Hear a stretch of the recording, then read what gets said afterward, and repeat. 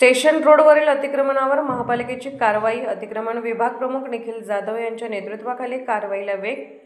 सांगली मिरज कुपवाड शहर महानगरपालिकेच्या अतिक्रमण विभागाने गुरुवारी स्टेशन रोड परिसरात मोठ्या प्रमाणावर अतिक्रमण विरोधात कारवाई केली.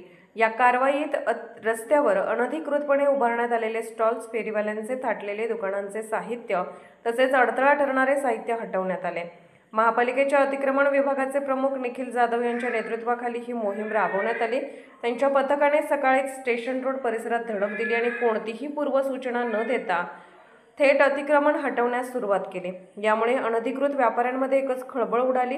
स्टेशन रोड हे मिरज शहरातील प्रमुख व्यापारी व रहदारीचे ठिकाण असल्याने येथे अतिक्रमणामुळे पादचाऱ्यांना व वाहन चालकांना मोठ्या अडचणींना सामोरे जावे लागत होते.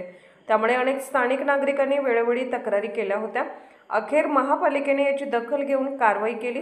अशा प्रकारच्या अतिक्रमण विरोधी मोहिमा सातत्याने राबवण्यात येणार असल्याची माहितीही निखिल जाधव यांनी दिली.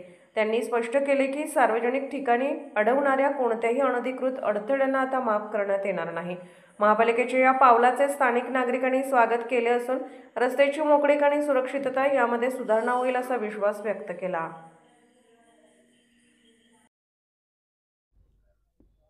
नमस्कार. सांगली मिरज कुपवाड शहरातील रस्त्यावर आलेली विविध प्रकारची खोके गाडे यांच्या अतिक्रमणामुळे नागरिकांना आणि वाहतुकीला होणारा अडथळा टाळण्यासाठी मान्य आयुक्त तथा प्रशासक सत्यम गांधी साहेब यांच्या मार्गदर्शनाखाली सांगली मिरज कुपवाड महानगरपालिकेच्या अतिक्रमण विभागाने आज विविध खोकेधारकांना नुकसान न होऊ देता त्यांची रस्त्यावर आलेली अतिक्रमणे प्राथमिक स्वरूपात काढलेली आहेत.